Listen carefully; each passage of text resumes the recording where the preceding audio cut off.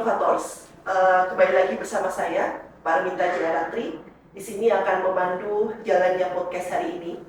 Saya merupakan salah satu dosen kimia di Universitas Pertamina dan juga merupakan tim pelaksana dari Global Green Chemistry Innovation and Network.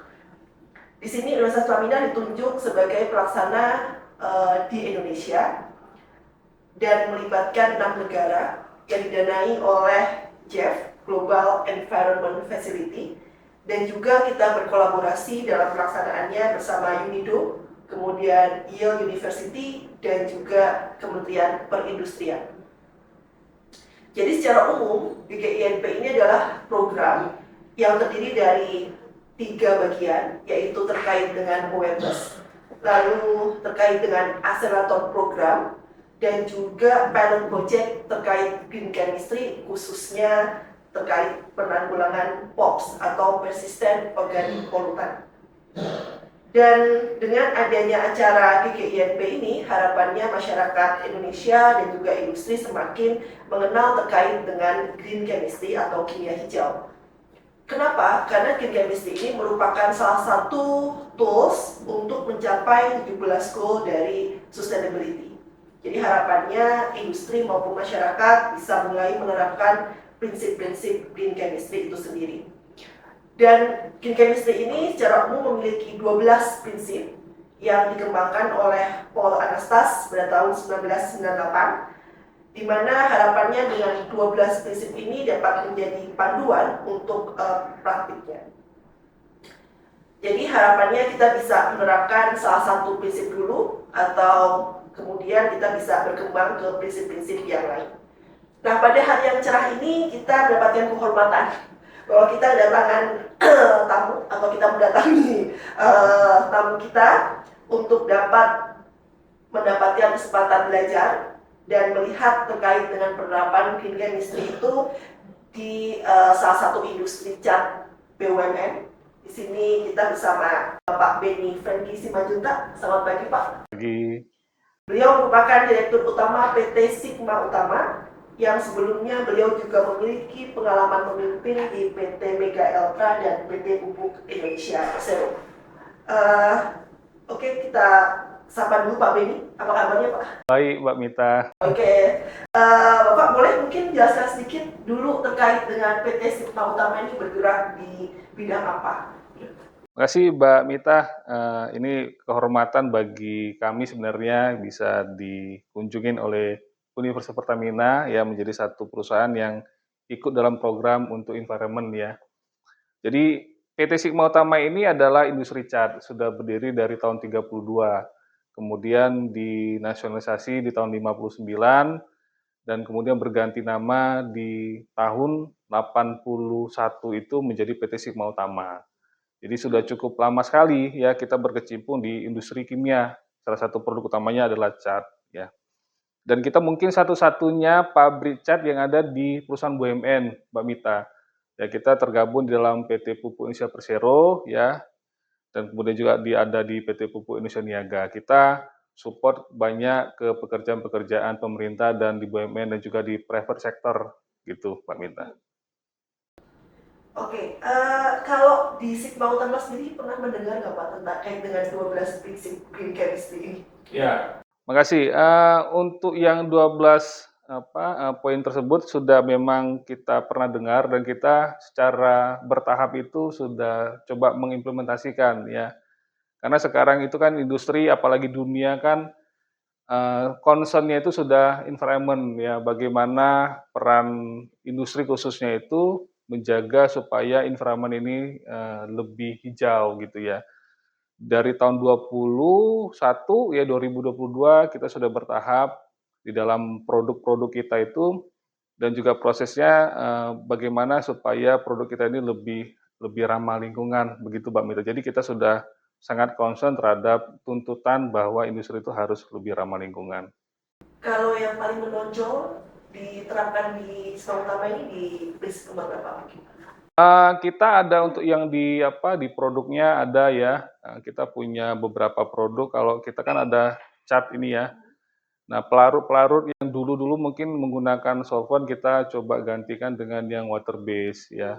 Kita sudah terapkan di Saver Solvent, ada produknya contohnya epoxy water base ya, kemudian juga ada acrylic water base ya. Ini semuanya lebih lebih ramah lingkungan gitu Mbak. Jadi inilah peran kita kepada kepada lingkungan dan juga kepada masyarakat tentunya sebagai konsumen terakhir kita ya, supaya mereka tidak tidak terdampak atas produk yang memang kurang ramah lingkungan, begitu Mbak. Selain dari yang solvent tadi, mungkin ada yang prinsip lain yang bisa diterapkan di Bapak? Ada juga untuk yang di prosesnya khususnya ya, prosesnya itu kita dalam preparasi suatu media sebelum diaplikasikan cat itu kan dulu itu umumnya itu menggunakan dry blasting ya. Dan dry blasting itu melepaskan debu ataupun serpihan dari organiknya itu cukup banyak ketika preparasi suatu media ya. Kita pindah menggunakan wet blasting. Ya, tentunya kalau menggunakan wet blasting karena kondisi medianya itu lembab, membutuhkan produk khusus juga yang bisa diaplikasikan pada situasi yang lembab. Nah, kondisinya itu kalau dia debunya itu kan ada kandungan VOC ya, volatile organic compound ya. Kalau pakai dry blasting itu komposisinya itu bisa 100 gram jumlahnya ya, tapi dengan menggunakan wet blasting itu bisa turun dari 100 menjadi 4,1 gram per meter square. Ya, artinya kontribusi kita terhadap menjaga lingkungan itu sudah jauh sekali ramah terhadap lingkungan, begitu Mbak. Oke, ini tuh pendorongnya ketika Bapak tadi mengubah larut, kemudian mengubah yang volatile organic compound menjadi kemudian lain, ini tuh latar belakangnya apa ya? Ya pasti kita melihat tren global ya. Global kan sudah mengarah kepada menciptakan, menghasilkan produk yang ramah lingkungan. Dan kita juga ada prinsip untuk yang di triple bottom line, ya ada 3P itu. Jadi industri itu tidak hanya melulu concern-nya terhadap profit ya, tetapi juga ada concern terhadap people-nya bagaimana ya, dan juga terhadap planet ya di mana industri itu berada. Kalau planet ini tidak dipelihara dengan baik, ya gimana industri itu bisa berada kan begitu ya, dan tidak akan bisa sustain ya. People-nya tidak diperhatikan juga dengan baik, padahal mereka adalah konsumen kita, ya pastinya suatu industri tidak akan sustain. Nah, 3 poin ini yang menjadi penting bagi kami untuk kami bisa perhatikan ya, sehingga kita coba menghasilkan produk-produk yang lebih ramah lingkungan. Ya, tidak hanya melulu mengejar keuntungan, tetapi juga peran kami sebagai industri kimia, industri cat itu terhadap kesehatan lingkungan dan juga masyarakat konsumen itu menjadi penting bagi kami, Mbak. Di sini terkait dengan perubahan tersebut, terkait dengan perubahan ke green chemistry tadi, ini mungkin tambahannya bagaimana support dari pemerintah sendiri? Support dari pemerintah sendiri sangat support ya, khususnya dari Kementerian Perindustrian kita karena tergabung di dalam Asosiasi Produsen Cat Indonesia, kita sering mengadakan diskusi-diskusi ya, terobosan-terobosan apa yang diperlukan dukungan dari pemerintah untuk bisa disupport kepada industri-industri ya, baik dari sisi bahan bakunya, regulasinya, ataupun tempat pengujian-pengujiannya. Saya rasa Kementerian Perindustrian dalam hal ini pemerintah itu sangat support terhadap lingkungan dan juga industri yang menerapkan aplikasi tersebut gitu Mbak. Nah, mungkin kesannya ketika merubah suatu sistem gitu Pak ya, itu kan membutuhkan dana yang besar gitu ya Pak ya. Nah, mungkin bisa dijelaskan atau diceritakan ke kita bahwa kira-kira dampaknya dengan perubahan ini apakah membutuhkan biaya yang besar atau malah menghemat gitu. Untuk satu produk ya riset khususnya itu pasti di awal riset itu dilakukan membutuhkan biaya yang tidak kecil ya, pasti cukup besar karena memang produk baru dan riset ya. Tetapi dalam hal ini kan kita pasti menggandeng banyak pihak-pihak, bukan cuma kami sebagai industri, tapi juga kita menggandeng lembaga penelitian ya, dan juga kita menggandeng juga industri yang support ke raw materialnya sendiri, Mbak. Kalau kita riset ternyata tidak ada industri raw material yang bisa support ke produknya kita kan agak susah juga kita untuk bisa produksi massal ya. Nah, ketiga pihak yang terlibat ini itu membuat isu ataupun problem cost itu menjadi kecil ya, karena kita bisa saling kontribusi dengan pihak-pihak yang lain di dalam hal dukungan biayanya. Dan saya rasa di Indonesia sudah cukup banyak ya lembaga-lembaga yang support kepada penelitian-penelitian yang lebih ramah lingkungan gitu sih Mbak. Nah, terkait dengan lembaga-lembaga tadi mungkin bisa di salah satunya atau salah duanya. Ya, cukup banyak ya kita sudah kerjasama dengan beberapa lembaga, ada dengan BRIN ya, Mbak ya, ada juga dengan UGM ya, ada juga dengan UI dan pastinya juga dengan Universitas Pertamina kita sedang jajakin dan juga banyak lembaga-lembaga yang lain yang sudah Sigma Utama kerjasama begitu Mbak. Oke, berarti koordinasinya ini baik ya Pak ya, antara pemerintah, industri, dan juga lembaga-lembaga penelitian ya Pak ya. Betul, betul, betul. Karena menurut kami penting ya suatu industri itu dekat dengan lembaga penelitian karena mungkin kita secara daily-nya itu disibukkan dengan urusan operasional ya, cari profit, cari omset kan gitu ya, sehingga kita tidak terlalu melek terhadap perkembangan teknologi. Nah, yang punya kompetensi terhadap perkembangan teknologi, perkembangan mungkin keilmuan gitu ya, itu ya pastinya di lembaga penelitian dan juga di perguruan-perguruan tinggi. Nah, dua instansi ini itu harus kolaborasi intens ya, supaya apa? Supaya produk juga yang dihasilkan langsung bisa applicable dan bisa diterima oleh pasar gitu ya. Kalau kita lihat dulu-dulu kan akademisi jalannya kemana gitu, industri jalannya kemana ya. Kalau dua institusi ini saling melengkapi, ya saya rasa produk yang dihasilkan juga produk adalah produk-produk yang aplikatif diterima masyarakat gitu sih Mbak. Ya, ini kolaborasinya sangat baik berarti ya Pak ya, antara tiga bidang tersebut. Nah, terkait dengan inovasi dan teknologi yang sedang dikembangkan nih Pak, kira-kira ada yang sangat menarik nggak terkait dengan perubahan software atau apa gitu? Ya, ada beberapa penelitian-penelitian pengembangan produk yang sudah kita jalankan. Ya, mungkin kita tidak bisa share secara detail ya di forum ini, tetapi hal yang menarik adalah di industri maritim ya. Kenapa kita bilang industri maritim itu cukup menarik ya? Karena Indonesia satu negara kepulauan yang dikelilingi oleh lautan kan gitu. Dan kalau kita lihat data itu ada kurang lebih 100.000 kapal yang berlayar di perairan Indonesia. Itu industri yang cukup menjanjikan, Mbak. Apalagi ada peraturan pemerintah bahwa kapal itu wajib ada pengecatannya ya, pemeliharaannya setiap setahun ataupun 2 tahun sekali. Kita melihat kebutuhan dari pasarnya itu cukup besar gitu, Mbak.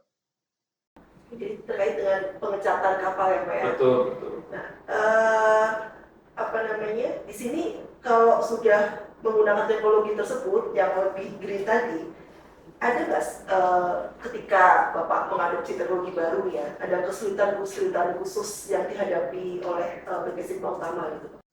Kesulitan yang paling utama yang kita hadapi itu satu terkait dengan kompetensi SDM ya, karena memang teknologi dan produk baru ya, kita perlu meningkatkan, mengupgrade kompetensi SDM-nya kita. Yang kedua tentunya adalah industri raw materialnya sendiri Mbak, ya yang tadi saya bilang kalau kita tidak disupport oleh industri bahan baku yang menyediakan raw materialnya, kita tidak mungkin akan bisa memproduksi produk yang bagus tersebut ya. Jadi dua hal ini kompetensi SDM untuk bisa ngikutin kemajuan teknologi dan juga disupport oleh raw materialnya sendiri. Nah, di sini kira-kira menurut Bapak ya, selama ini kan sudah lumayan lama menerapkan Kinemistri ini.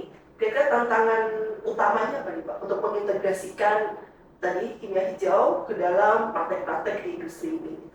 Ya, yang pasti yang pertama itu kita harus melihat kesiapan dari hulunya, yang itu adalah bahan bakunya sendiri, harus ready ya, harus siap di dalam negeri. Karena apa? Karena eee, sustain ataupun jaminan pasokan bahan baku ini menjadi sangat penting bagi industri untuk bisa memproduksi secara massal ya, dan juga support dari lembaga-lembaga penelitian ya, perguruan tinggi untuk bisa meningkatkan kompetensi SDM sebelum mereka masuk ke industri itu itu menjadi sangat penting juga, Mbak. Jadi dua hal itu yang kita butuh supportnya gitu. Untuk ke arah yang hijau ini, itu bisnis dokter udah berapa tahun, Pak? Kita sudah menjalankan ini kurang lebih dari 3-4 tahun belakangan ini ya. Kita sudah bertahap melakukan pengembangan produk yang lebih ramah lingkungan ya. Ada beberapa produk yang kalau kita lihat ya salah satu produk yang dulu itu kan untuk produk kimia itu kan waste-nya cukup banyak, tinggi ya Mbak ya. Nah itu kalau kita menggunakan produk yang ramah lingkungan pasti itu bisa menekan dari pengelolaan limbahnya itu sendiri ya. Alhamdulillah selama 3 tahun kita sudah bisa menekan biaya untuk pengelolaan limbah itu lebih dari 50% Mbak. Itu karena kita menggunakan produk-produk yang memang lebih ramah lingkungan.